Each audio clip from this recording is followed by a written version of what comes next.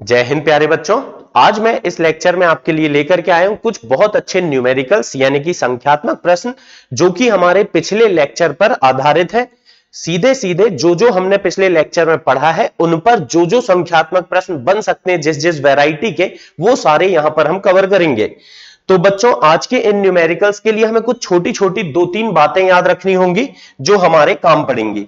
पहली बात आप लोग याद करेंगे क्या, एक इलेक्ट्रॉन का आवेश कितना होता है ये आपको पता होना चाहिए। तो बच्चों एक इलेक्ट्रॉन का आवेश जो है वो ऋणात्मक होता है। आपको पता होगा इलेक्ट्रॉन हमेशा ऋण आवेशित होता है। अगर मैं इसका परिमाण देखूं तो कितना होता है, 1.6 गुणित 10 की घात ऋण 19 कूलाम। कितना होता है बच्चों, 1.6 गुणित 10 की घात ऋण 19 कूलाम। और इस एक इलेक्ट्रॉन के आवेश को यहां पर हम क्या कहते हैं बेटा, मूल आवेश।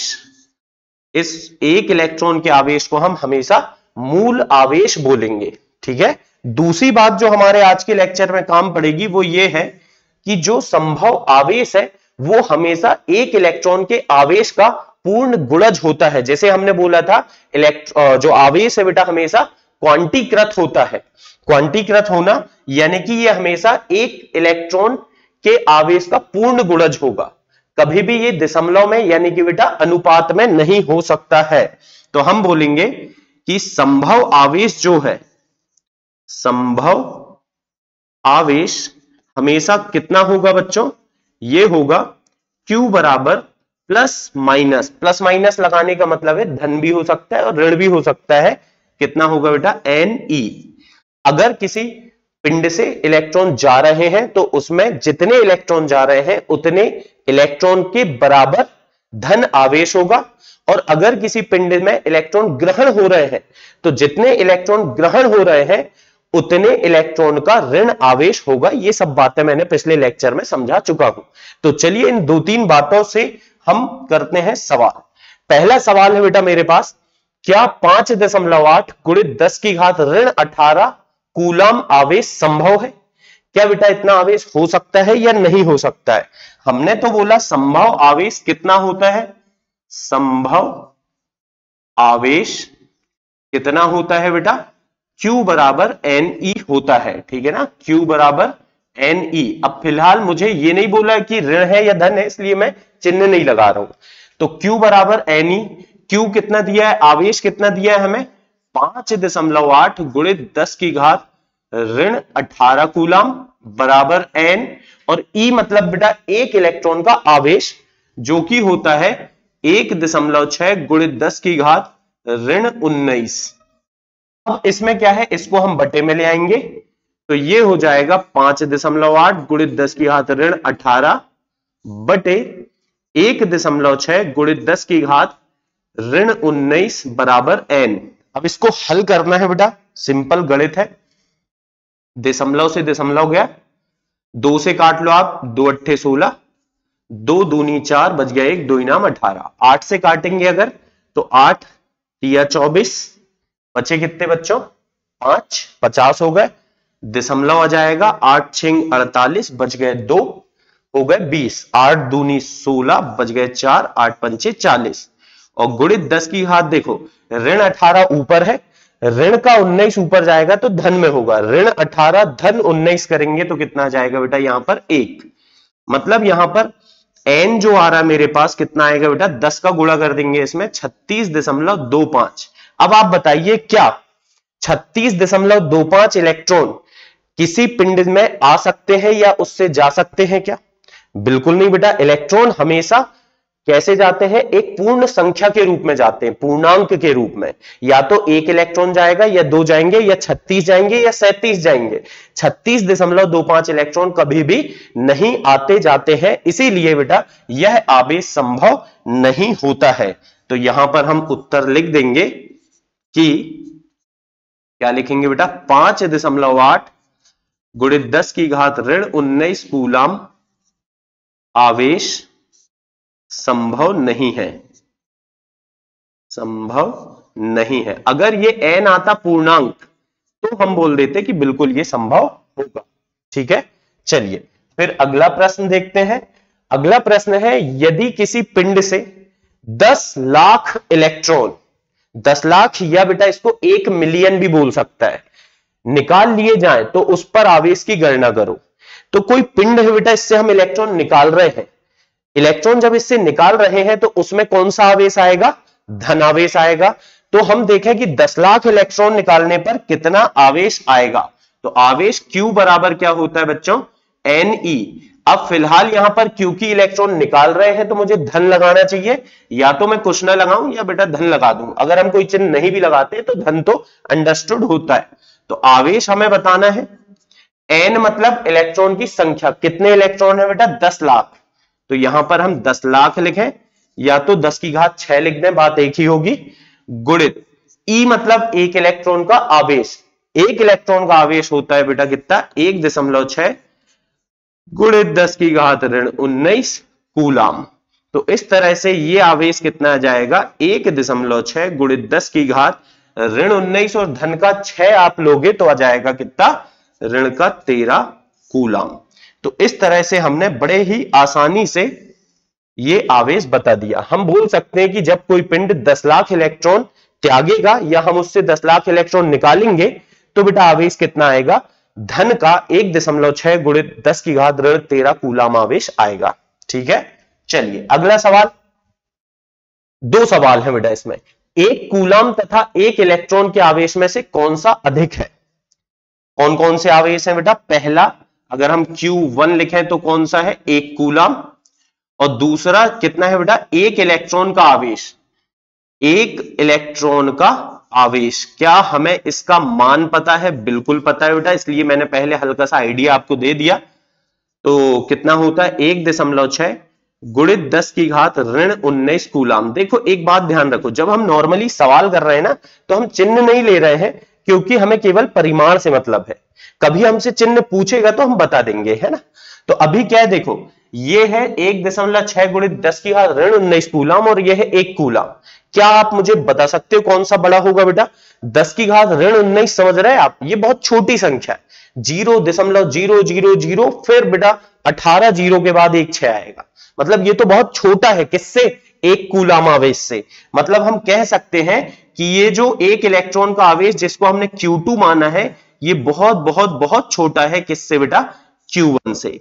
तो आप ऐसे लिख दो, या तो लिख सकते हो कि एक इलेक्ट्रॉन का आवेश 1 कूलाम आवेश से बहुत छोटा होता है। अब दूसरा क्या बोल रहा है, कितने इलेक्ट्रॉनिक आवेश, इलेक्ट्रॉनिक आवेश मतलब एक इलेक्ट्रॉन का आवेश मिलकर 1 कूलाम आवेश बनाएंगे, या 1 कूलाम आवेश में इलेक्ट्रॉन की संख्या बताइए। ये अभी अभी कक्षा 12वीं में बोर्ड परीक्षा में MP बोर्ड में पूछा गया बेटा। क्या पूछा था, 1 कूलाम आवेश में इलेक्ट्रॉन की संख्या, या इसी को ऐसे भी बोल सकता है, एक इलेक्ट्रॉनिक आवेश मिलकर, सॉरी बेटा, कितने इलेक्ट्रॉनिक आवेश मिलकर 1 कूलाम आवेश बनाएंगे, बता देंगे अपन, कोई बड़ी बात नहीं है। हमने क्या बोला बेटा, Q बराबर, ये दूसरे नंबर का है ना, Q बराबर Ne। तो Q कितना आवेश लाना है हमें, 1 कूलाम, बराबर N मतलब इलेक्ट्रॉन की संख्या, वो तो हमें बतानी कि कितने इलेक्ट्रॉन होंगे। E मतलब क्या है, यहां पर एक इलेक्ट्रॉन का आवेश जो कि होता है 1.6 गुणित 10 की घात ऋण 19 कूलाम।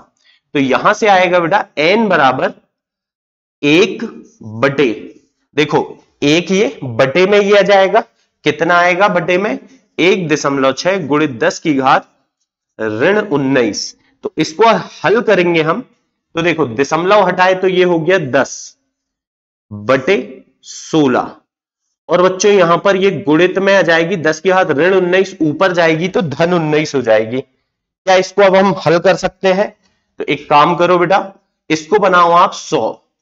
जब आप इसको 100 बना लोगे ना तो यहां से एक शून्य कम हो जाएगा, मतलब ये बचेंगे 18 बटे 16, 4 चौके 16 और 25 चौके 100, 25 बटे 4 हमने लिखा, या बेटा इसे हम लिख सकते हैं 4 छिंग 24, बच गया 1, 4 दूनी 8, बच गए 2, 4 पंचे 20, 6.25 गुणित 10 की घात 18 इलेक्ट्रॉन। यहां से बेटा हमें पता चल रहा है कि जब इतने इलेक्ट्रॉन मिलेंगे आपस में तो 1 कूलाम आवेश बनेगा। अगर मुझसे पूछता कि 1 कूलाम आवेश में कितने इलेक्ट्रॉन होंगे तो मैं बता दूंगा बेटा कि 1 कूलाम आवेश में 6.5 गुणित 10 की घात 18 इलेक्ट्रॉन होंगे। ठीक है, चलिए फिर अगला प्रश्न बहुत अच्छा प्रश्न है, हालांकि ये बेटा फिजिक्स की बजाय केमिस्ट्री से ज्यादा रिलेट कर रहा है। 250 ml के एक कप में भरे हुए जल, मतलब बेटा एक कप है आपके पास जिसका आयतन है 250 ml, उसमें आपने पूर्ण रूप से जल भरा है, मतलब कुल मिला के आपने जल लिया है। कितना जल लिया है बेटा? H2O है आपके पास 250 ml, ठीक है, 250 ml जल है। इसमें उपस्थित धनावेश तथा ऋण आवेश बताना है। जल है बेटा, जल के अणु में हाइड्रोजन और ऑक्सीजन के परमाणु होते हैं और उनमें इलेक्ट्रॉन और प्रोटॉन होते हैं। तो जब आपसे धनावेश पूछा है मतलब आपको प्रोटॉन बताना है, और ऋण आवेश पूछा है मतलब आपको इलेक्ट्रॉन बताना है। तो चलिए देखते हैं कैसे करेंगे इसको। सबसे पहले हमें यह देखना होगा कि ये तो आयतन दिया, क्या मैं इससे जल का भार निकाल सकता हूं? बेटा भार निकल जाएगा तो हम मोल निकाल लेंगे और मोल से हमारा काम आसान हो जाएगा। देखिए कैसे, जैसे मैंने यहां लिया कि जल का जो घनत्व होता है बेटा, ये आपको थोड़ा सा याद रखना पड़ेगा कि जब भी जल से रिलेटेड कोई सवाल आएगा तो बिल्कुल संभावना है कि वहां हमें घनत्व की आवश्यकता पड़ सकती है। तो जल का घनत्व होता है 1 ग्राम प्रति ml। इसका मतलब है बेटा 1 ml जल का भार 1 ग्राम होता है, 2 ml जल का भार 2 ग्राम होगा, और बच्चों 250 ml जल का भार 250 ग्राम होगा। तो यहां से मुझे यह पता चल गया कि जो 250 ml जल है एक्चुअल में ये 250 ग्राम है। कितना है बेटा? 250 ग्राम है, ठीक है। अब जल का अणुभार आपको निकालते आता है क्या? केमिस्ट्री में आपने सीखा होगा बेटा। तो जल का अगर मैं अणुभार निकालूं तो कितना आएगा? H का होता है परमाणु भार 1 गुणित 2 धन O का परमाणु भार होता है 16, यानी जल का अणुभार आएगा बेटा कितना? 18 ग्राम। जल का अणुभार कितना आएगा? 18 ग्राम। अब हम ये देखें कि जल के एक अणु में कितने इलेक्ट्रॉन होते हैं। H2O के एक अणु में कितने इलेक्ट्रॉन होते हैं बेटा? निकाल सकते हैं क्या हम? बिल्कुल निकाल सकते हैं। हाइड्रोजन के परमाणु में 1 इलेक्ट्रॉन है, H2 लिखा है मतलब कि 2 इलेक्ट्रॉन, और ऑक्सीजन का परमाणु क्रमांक 8 है मतलब इसमें 8 इलेक्ट्रॉन होते हैं। 2 इलेक्ट्रॉन हाइड्रोजन के और बेटा 8 इलेक्ट्रॉन ऑक्सीजन के, मतलब कि 10 तो होते हैं इलेक्ट्रॉन। और बच्चों ये बात आपको पता होगी कि जितने इलेक्ट्रॉन होते हैं हमेशा उतने ही प्रोटॉन होते हैं। यानी कि जल के अणु में जो हमसे आवेश पूछा है ना, जितना धन आएगा उतना ही ऋण आएगा। आप कोई भी एक निकाल लो, या तो आप ऋण निकाल लो तो धन मिल जाएगा, और धन निकाल लो तो ऋण मिल जाएगा, है ना, क्योंकि H2O तो उदासीन है, मतलब जितना धन है उतना ही उसमें ऋण होगा। तो हम बोल रहे हैं H2O के एक अणु में इतने इलेक्ट्रॉन है और इतने हैं बेटा प्रोटॉन। तो अगर मुझसे कोई बोले यहां पर क्या मैं मोलों की संख्या निकाल सकता हूं? देखो केमिस्ट्री लग रही यहां पर बेटा, है ना। H2O के मोलों की संख्या, क्या आपसे मोलों की संख्या निकालते बनता है दिया हुआ भार बटे अणु भार। आपने याद किया होगा बेटा केमिस्ट्री में, है ना। क्या होता है मोलों की संख्या का सूत्र? दिया हुआ भार बटे अणु भार। अब दिया हुआ भार कितना है बेटा? दिया हुआ भार है सर हमारे पास 250 ग्राम, और जबकि अणुभार कितना है? 18 ग्राम। तो ये हो जाएगा, कैंसिल करने पर 2 से कर लेंगे, 2 इनाम 18, 125 आ जाएगा। 9 एकम 9, बच गए कितने बेटा? 3, 9 या 27, बचते हैं कितने? 8, 80 हो जाएंगे। तो 9 8 72, फिर 8 8 8 आते जाएगा बेटा इस तरह से, है ना। तो 13.88 मोल है ये जल। तो मोलों की संख्या तो निकाल ली हमने। अब क्या मुझे आप बता सकते हो कि H2O के कितने अणु हुए इसमें? तो अगर मैं H2O के अणुओं की संख्या निकालना चाहूं, देखो अब इसको ना कई तरीके से करा सकता हूं इस सवाल को मैं, बहुत सारे तरीके। केमिस्ट्री ज्यादा लग रही है एक्चुअल में इसमें। तो H2O के अणुओं की संख्या हम बताना चाह रहे हैं तो बता देंगे बेटा, कोई बड़ी बात नहीं है। देखो कैसे? मोलों की संख्या गुणित एवोगैड्रो संख्या। एवोगैड्रो संख्या यानी Na, तो मोल कितने हैं बेटा? 13.88, 13.88 गुणित Na मतलब होता है 6.02 गुणित 10 की घात 23। इतने अणु हैं आपके पास। क्या आपको एक अणु में इलेक्ट्रॉन पता है? एक अणु में सर 10 इलेक्ट्रॉन है, तो क्या आप इतने अणुओं में इलेक्ट्रॉन नहीं निकाल पाओगे? निकाल लेंगे सर। कैसे निकालेंगे? जबकि जमा करके, कि जबकि H2O के एक अणु में कितने इलेक्ट्रॉन है बेटा? एक अणु में 10 इलेक्ट्रॉन है। तो कितने अणु में निकालना है मुझे? H2O के कितने अणु में बेटा? ये लिखे हुए हैं अणुओं की संख्या 13.88 गुणित 6.02 गुणित 10 की घात 23 अणु में कितने इलेक्ट्रॉन होंगे? तो जबकि हल करते बनता है ना आपसे, क्या करते हैं जबकि में इधर वाली संख्या का इससे गुणा और जो सामने वाली संख्या बटे में आएगी। सामने एक है, बटे में ले जाने का कोई फायदा नहीं, सीधे हम गुणा कर दें। मतलब 13.88 गुणित 6.02 गुणित 10 की घात 23 और साथ में बच्चों क्या आ गया? गुणित 10। अब बस इसको हमें गुणा करना है बेटा, गुणा कर लेंगे, कोई बड़ी बात नहीं है। देखिए आप चाहो तो 6.02 को लगभग 6 लेके सवाल कर लो, बोर्ड परीक्षा मत करना, लेकिन बेटा अगर नीट या जेई में इस टाइप के सवाल आए आप 6 लेके कर लेना, तो उससे क्या कैलकुलेशन इजी हो जाएगी। इसको हम अप्रोक्सीमेशन कहते हैं, मतलब लगभग में हमारा आंसर मिल जाएगा। तो जो ऑप्शन होगा उसके नजदीक वाला हमें उत्तर मिल जाएगा। तो अगर मैं इसको 6 ले लूं तो 6 8 48 बच गए 4, 48 और 4 52 बच गए 5, और 6 तिया 18 और 5 23 बच गए 2, 6 एकम 6 और 2 8, और गुणित 10 की घात कितना आ गया बेटा? 24। इतने तो हैं इसमें इलेक्ट्रॉन, इतने इलेक्ट्रॉन है, मतलब इतने इलेक्ट्रॉन के बराबर इसमें ऋण आवेश है। तो अतः ऋण आवेश कितना होगा बेटा? इतने इलेक्ट्रॉन के बराबर ऋण आवेश होगा। तो हम बता सकते हैं कितने? 83.28 गुणित 10 की घात 24 इलेक्ट्रॉन के बराबर, मतलब बेटा एक इलेक्ट्रॉन में जितना होता है उसका गुणा कर दो आप, 1.6 गुणित 10 की घात ऋण 19 कूलाम। समझ में आया आपको? एक बार फिर से देखते हैं अभी तक हमने क्या क्या किया। पहले तो हमने लगाया जल का घनत्व 1 ग्राम प्रति ml, 250 ml जल का भार होगा 250 ग्राम, ठीक है। जल का अणु भार होता है 18, और बेटा जल के मोलों की संख्या हो जाएगी दिया हुआ भार बटे अणु भार, मतलब इतनी आ गई। फिर यहां से जल के अणुओं की संख्या निकाले, एक अणु में 10 इलेक्ट्रॉन होते हैं, तो इतने अणु में कितने इलेक्ट्रॉन होंगे? इतने इलेक्ट्रॉन होंगे, ये निकाल लिया हमने। अब बेटा इतने इलेक्ट्रॉन में कितना आवेश होगा? तो एक इलेक्ट्रॉन में आवेश जो भी है उसका गुणा इससे कर दोगे तो इतने इलेक्ट्रॉन में आवेश हमें मिल जाएंगे। अब गुणा कर देते हैं बच्चों, गुणा तो आपसे बनता होगा। 16 7 108, 16 8 128 बच गए 12, 16 दूनी 32 और 12 44 बच गए 4, 16 3 48 4 52 बच गए 5, 16 7 112, 16 8 128 और 5 133, और यहां पर 2 और 1 3 अंकों के पहले दशमलव आ जाएगा, गुणित 10 की घात 5 कूलाम। 24 और ऋण का 19 5 हो जाएगा। या बेटा इसको अगर हम स्टैंडर्ड फॉर्म में लिखना चाहें तो 1.33 गुणित 10 की घात कितना आ जाएगा? 5 और 2 7 कूलाम। तो इतना है बच्चों इसमें ऋण आवेश। अब क्या आप मुझे बता सकते हो धनावेश कितना होगा? तो क्योंकि बेटा जल का अणु उदासीन है, इसका मतलब उसमें जितना ऋण आवेश है उतना ही धनावेश होगा। कितना होगा? 1.33 गुणित 10 की घात 7 कूलाम, ठीक है। तो देखिए इस तरीके से सवाल हम कर सकते हैं।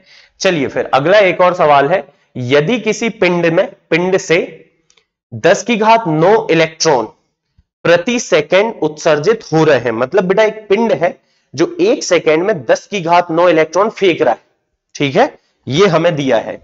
एक सेकंड में कितने इलेक्ट्रॉन फेंक रहा है बेटा? एक सेकंड में 10 की घात 9 इलेक्ट्रॉन उत्सर्जित कर रहा है, ठीक है। ये बात हमें सवाल में समझ में आ गई है। अब आगे, एक कूलाम आवेश उत्सर्जित होने में कितना समय लगेगा? निकाल लेंगे बेटा, क्या बड़ी बात।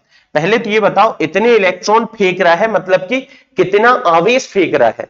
तो सर इतने इलेक्ट्रॉन मतलब Q बराबर NE ले लो, या तो आप ये समझो, देखो एक इलेक्ट्रॉन का आवेश E है, तो बेटा इतने इलेक्ट्रॉन का कितना होगा? इतना इंटू E, मतलब 10 की घात 9 गुणित E। E मतलब कितना है बेटा? 1.6 गुणित 10 की घात ऋण 19 कूलाम। मतलब बच्चों ये जो पिंड है एक सेकंड में कितना आवेश फेंक रहा है ये हमने पता कर लिया। देखो 9 था और ऋण 19 था, तो ऋण का 19 और धन का 9, तो बेटा हो गया ऋण का 10। तो हम कह सकते हैं एक सेकंड में इतना आवेश फेंक रहा है। अब जबकि जमा लेते हैं, कैसे जमाएंगे बच्चों जबकि?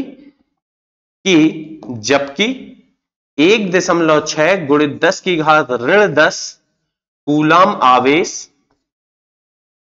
कितने सेकेंड में उत्सर्जित हो रहे हैं बेटा?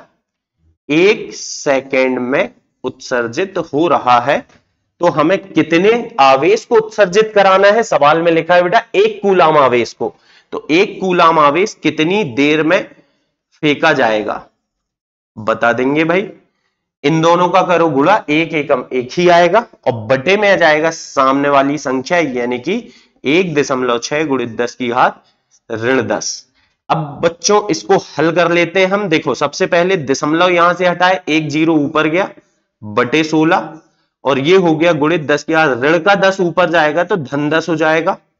यानी कि बेटा अब इसको देखो, इसको कर लो आप लोग 100 और बटे में आ गया 16, 1 जीरो और यहां से ले लिए तो 10 की घात कितनी बची? 9 बची। ठीक है, देखते चलो आप आराम से बेटा, गणित तो अपन से बनती इतनी है ना। अब 4 चौके 16, 25 चौके 100, 4 से इसको कैंसिल करेंगे, 4 छिंग 24, 4 दूनी 8, 4 पंचे 20, 10 की घात 9 सेकेंड, मतलब बेटा इतने सेकेंड लगेंगे। ठीक है ना। अगर कोई पिंड, सवाल देखते हैं एक बार फिर से, अगर कोई पिंड 1 सेकेंड में 10 की घात 9 इलेक्ट्रॉन फेंके जा रहा है, फेंके जा रहा है, फेंके जा रहा है, तो इसका मतलब 1 कूलाम आवेश फेंकने में उसको 6.25 गुणित 10 की घात 9 सेकेंड लगेंगे। ये बहुत बड़ा टाइम है बेटा, अच्छा खासा टाइम है ना। चलिए अगला सवाल फिर मेरे पास एक और बहुत अच्छा सवाल है बेटा। दो पिंडों ए तथा बी पर, देखते हैं क्या कह रहा है ये सवाल। एक छोटा सा डायग्राम बना लेते हैं ताकि हमें समझ में जल्दी से आ जाए, है ना। एक पिंड है बेटा ए और एक पिंड है बी और इस पर आवेश ए पर है ऋण का 3 माइक्रोकूलाम आवेश है बेटा, और जबकि इस पर कितना है? माइनस का 0.44 माइक्रोकूलाम आवेश है। ठीक है, आगे क्या बोल रहा है? दोनों में समान आवेश होने के लिए हम चाहते हैं इनका जो आवेश अलग अलग है ये समान हो जाए। तो बेटा समान होने के लिए चाहिए क्या? पहले तो ये समझो, इसका आवेश ऋण में ज्यादा है और इसका आवेश ऋण में कम है। ऋण में ज्यादा है मतलब बेटा इलेक्ट्रॉन यहां ज्यादा है। अगर मैं चाहता हूं इन दोनों का आवेश बराबर हो जाए तो इलेक्ट्रॉन कहां से कहां जाना चाहिए? ए से बी की तरफ। अधिक ऋण आवेश से कम ऋण आवेश की तरफ इलेक्ट्रॉन जाना चाहिए, तभी तो एक ना एक दिन इलेक्ट्रॉन जाते जाते जाते एक ना एक दिन आएगा बेटा कि इन दोनों का आवेश हो जाएगा बराबर। ठीक है, तो हमसे पूछा क्या गया है? ए से बी पर कितने इलेक्ट्रॉन का स्थानांतरण होगा, इसलिए बेटा दोनों का आवेश बराबर करने के लिए तो हम एक काम करते हैं कि माना n इलेक्ट्रॉन के स्थानांतरण से, ए से बी पर स्थानांतरण से क्या हो रहा है? आवेश समान हो जाता है। ठीक है बेटा, ये हमने मान लिया। अब n इलेक्ट्रॉन जा रहे हैं माने हमने, उससे क्या हो गया बेटा? यहां से n इलेक्ट्रॉन ए से बी पर गए तो इन n इलेक्ट्रॉन के जाने से दोनों जगह आवेश बराबर हो गया। दोनों जगह आवेश बराबर हो गया मतलब मैं बोल सकता हूं कि ए का आवेश बराबर हो गया किसके बेटा? बी के आवेश के। कब? जब n इलेक्ट्रॉन कूद के वहां चले गए। बी का आवेश, अभी देखो ध्यान से समझना, आसान है सवाल लेकिन बेटा कई बार ऐसी छोटे छोटे सवालों में गलतियां हो जाती हैं। ए का आवेश अभी कितना है बेटा? ऋण का 3 माइक्रोकूलाम है, 3.003 लिख दें बेटा। लेकिन मैं माइक्रोकूलाम को कूलाम में कर लूं तो अच्छा लगेगा यार, है ना। तो हमने इसको कूलाम में करने के लिए 10 की घात ऋण 6 से गुणा कर दिया। ये मैंने बता रखा हूं आपको, 1 माइक्रोकूलाम में 10 की घात ऋण 6 कूलाम होते हैं, तो इसीलिए इसको मैंने 10 की घात ऋण 6 से गुणा कर दिया। तो ये आ गया बेटा, अभी इतना है। अब n इलेक्ट्रॉन चले गए चले गए चले गए, मतलब बेटा इसमें आ गया धन आवेश। कितना धन आवेश? n इलेक्ट्रॉन के बराबर धन आवेश आ गया। वहीं पर बच्चों b का आवेश अभी कितना है? 0.44 माइक्रोकूलाम, जो कि ऋण का है। कितना है बेटा? माइक्रोकूलाम, मतलब कूलाम में करने के लिए 10 की घात ऋण 6 से मैंने गुणा किया। लेकिन जब इसमें n इलेक्ट्रॉन चले गए तो इसका आवेश बढ़ गया, ऋण आवेश बढ़ा, मतलब बेटा इसमें ऋण आवेश आ गया। कितना आ गया? n इलेक्ट्रॉन के बराबर। देखो यहां से n इलेक्ट्रॉन गए तो इसमें आ गया धन का Ne, जितना पहले से था वो तो है ही बेटा, और धन का कितना आ गया Ne, और यहां पर जितना पहले से था उतना तो है ही, और n इलेक्ट्रॉन के आने से ऋण का Ne आवेश और आ गया, तो हमने इस तरह से लिख लिया। ठीक है, चलिए अब कुछ ज्यादा काम कठिन है नहीं, सिंपल सवाल हो चुका है बेटा। देखो ये Ne धन, यहां तो Ne है, ये ऋण का यहां मैंने धन में लेके आया Ne बराबर, ये क्या हो गया 0.44 गुणित 10 की घात ऋण 6, और बच्चों ये ऋण वाला उस साइड जाएगा धन में, धन 3 गुणित 10 की घात ऋण 6, तो ये हो गया Ne धन Ne 2Ne बराबर, इसमें से 10 की घात ऋण 6 कॉमन ले तो ऋण का बचेगा 0.44 और बच्चों धन का बचेगा 3 गुणित 10 की घात ऋण 6। ठीक है, अब देखिए हमें तो चाहिए सर n कितना है, n निकालना है तो n इधर ही रखो, ये कितना हो जाएगा 3 में से घटा दो तो 2.56 हो जाएगा बेटा, गुणित 10 की घात ऋण 6 बटे में क्या आएगा 2, और ये E आ जाएगा, E मतलब एक इलेक्ट्रॉन का आवेश। तो बच्चों एक इलेक्ट्रॉन का आवेश आपको पता है क्या, 2.56 गुणित 10 की घात ऋण 6 जो करते हो बटे 2। अब ये जो E है, E मतलब है एक इलेक्ट्रॉन का आवेश, इसका मान मैं रख देता हूं 1.6 गुणित 10 की घात ऋण 19 कूलाम। ठीक है बेटा, अभी देखो आप ध्यान से समझो, गणित है अब तो कुछ है नहीं। हमने क्या किया, ये दशमलव हटाए, ये दशमलव हटाए, एक जीरो यहां आ गया, ठीक है ना, 16 एकम 16, 16 ही 16 256। अब बेटा 4 चौके 16, 4 पंचे 20, 5 से काटेंगे तो 0.8 आ जाएगा, गुणित 10 की घात देखो ऋण 6, ऋण का 19 ऊपर धन में गया तो हो गया कितना बेटा 13। इतने इलेक्ट्रॉन, या आप इस दशमलव को हटा लो तो 8 गुणित 10 की घात 12 इलेक्ट्रॉन जाएंगे। मतलब कहने का क्या है कि जब ए से बी की तरफ कितने बेटा 8 गुणित 10 की घात 12 इलेक्ट्रॉन जाएंगे तो दोनों का आवेश हो जाएगा बराबर। एक और बात, ये जो मैं कैंसिल करता हूं, गणित करता हूं, ये आप लोग मेरी कॉपी ना करें, ये तो बेटा आप अपने दिमाग से खुद से करें, लिख के करें। उससे क्या होगा, आपकी प्रैक्टिस अच्छी होगी और धीरे धीरे आप भी फटाफट चुटकियों में सॉल्व कर पाओगे। तो चलिए, ये थे कुछ बहुत अच्छे सवाल, इनकी बेटा बढ़िया से कर लीजिए प्रैक्टिस। फिर हम मिलेंगे अगले लेक्चर में और इस चैप्टर को आगे बढ़ाएंगे।